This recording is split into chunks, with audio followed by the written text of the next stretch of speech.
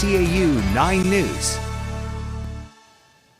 After another round of controversial Supreme Court decisions and new revelations about justices' financial connections, Democratic lawmakers are calling for reform. KCAU 9's Hannah Brandt breaks down that fight from our nation's capital.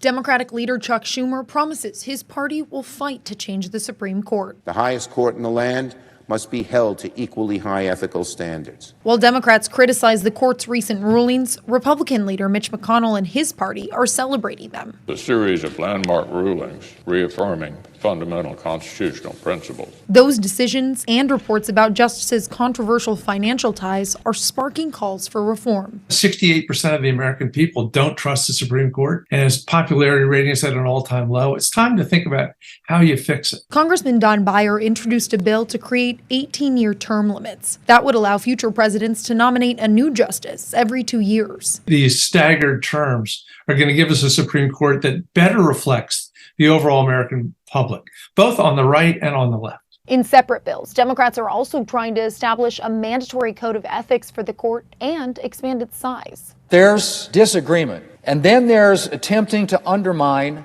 a branch of our government. Republican Senator John Thune says the Democratic proposals would make the court too political. They are proposing so-called solutions that would permanently and completely destroy faith in the Supreme Court as an impartial interpreter of the law. With a Republican-controlled House, the reform bills are unlikely to pass in this session of Congress. But at the end of the day, if we're not working at it all the time, it'll never happen. In Washington, I'm Hannah Brandt.